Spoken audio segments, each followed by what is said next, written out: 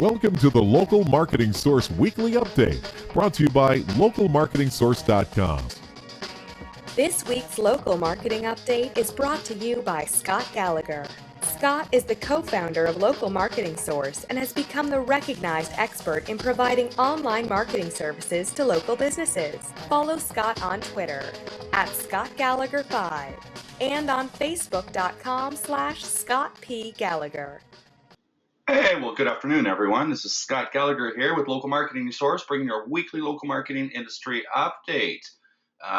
This week I would like to welcome all the new members that we've brought into our program in the last couple of weeks. It's been busy and enjoying these members coming in and very thankful.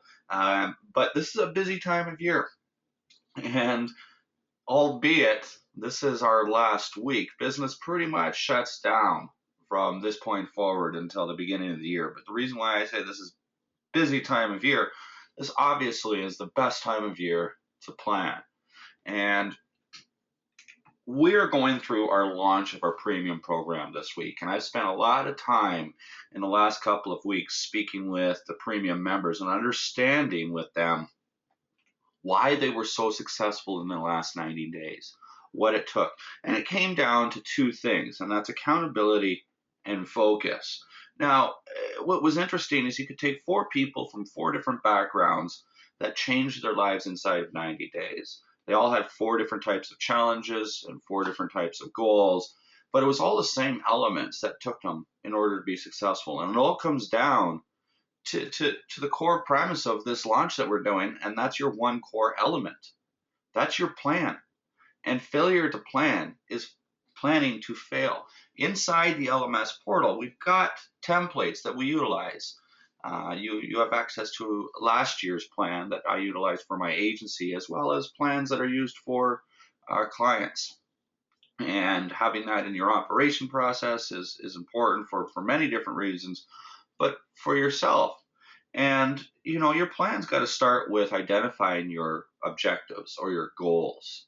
What do you hope to achieve? What do you want to get? And something that's measurable, typically monetarily and whatnot, and has accountability for dates on it. And then you work backwards with that plan, with that goal, knowing that by the end of the year, this is what you want to achieve. Where are you going to be halfway through the year, and what type of activity do you need to complete to get that done? Do you need to rebuild your website next year? Do you need to create some additional marketing content? Do you want to get your book published that you can give away to prospects? Do you want to create your operations channel so when leads come in, you've got an autoresponder that you're delivering value to them? Do you want to have a monthly content creation strategy for your agency? And what is all that going to look like? I just named off 5 or 6 different marketing strategies that could be effectively employed sometime next year. When are you going to get those done?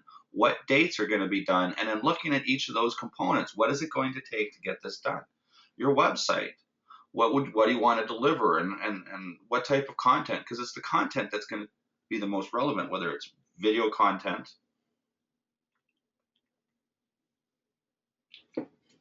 just grabbing a drink, or downloadable content. Now, this week, what's going on with Google is their location-based searches. So I want to talk a little bit about that, of some of the tools that have emerged and the different types of tools, and talk a little bit about what this location-based search means for you. And it also, I've got to talk a little bit about and clarify in regards to where to send people for reviews on Google, and what's happening for reviews and really and whatnot. So let's look at these 3 tools. Now, actually, before I get going, just a housekeeping item that I wanted to touch base on is at the end of these updates, we open the floor to questions. And these are not questions related to, they don't have to be questions related to the discussion of the day.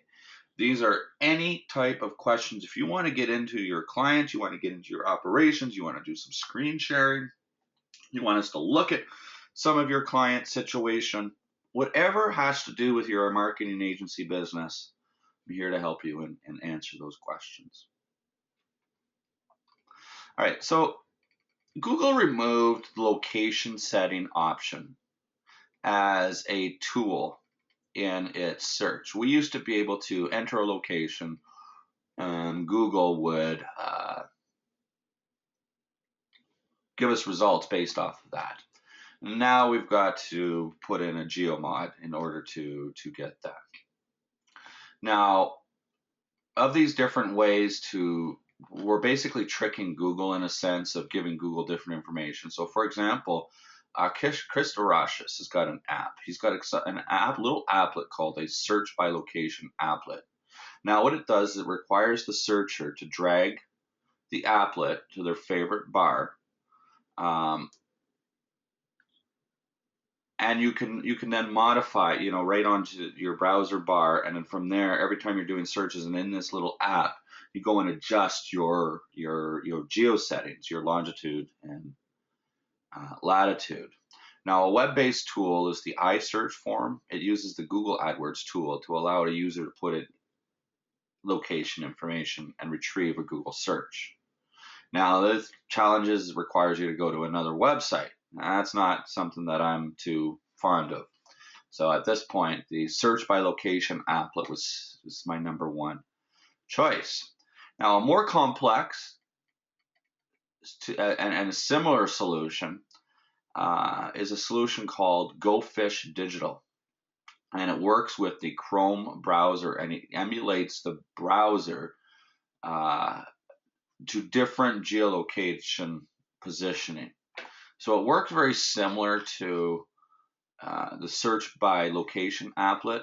However, the functionality is much greater, but you are restricted specifically to one browser. So if you're going to be using Chrome, use the Go Fish Digital. If you're using any other browser, go with the search by location applet. Get that installed so you can get your searches done and based off of the location that you're trying to look at.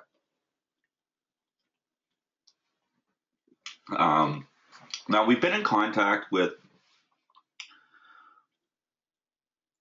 the ranking software companies and wanted to hear feedback. And I was hoping that at this point in time I've had more feedback for you. I would think that for them this would be something that would be absolutely critical to their business.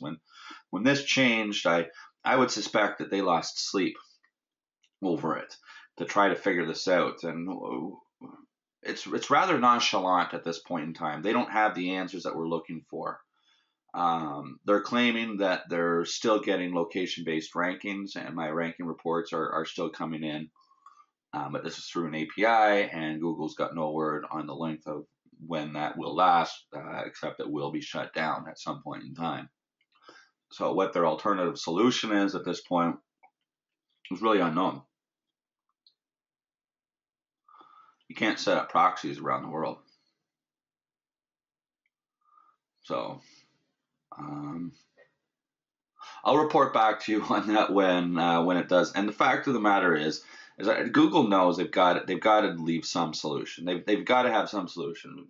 It's not wrong for me to help a business that's located 20 miles away from my house.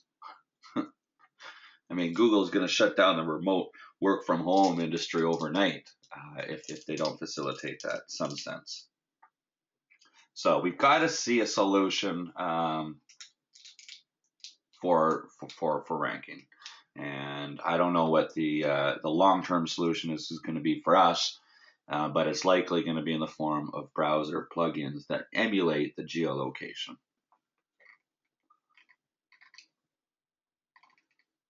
Now, what this means, with all the changes that have happened with Google Plus in the last few weeks, the recent divorce of Google Plus and Google My Business, it's really thrown a monkey wrench into the review process.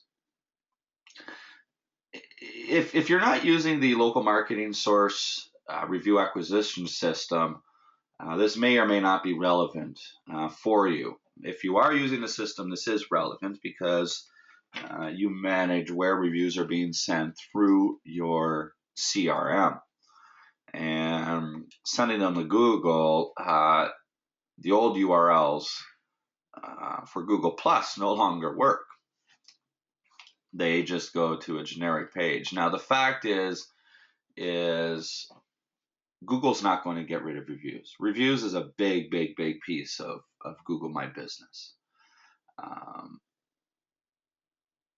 And the link that you've given in the past, let's see here,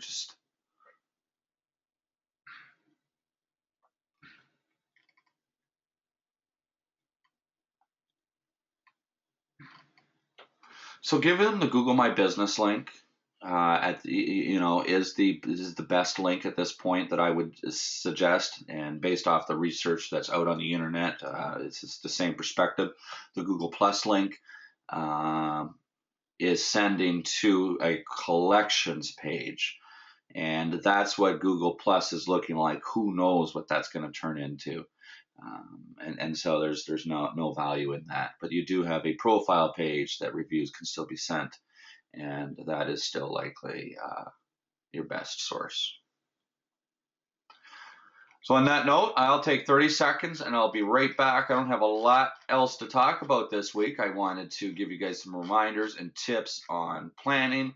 I'd like to see people's plans so we could review some of those plans and talk about your business and some of your goals and break that apart as if we were in the premium group that we do every single week with these individuals. It's clear that that's what was required for them in order to achieve success, is accountability.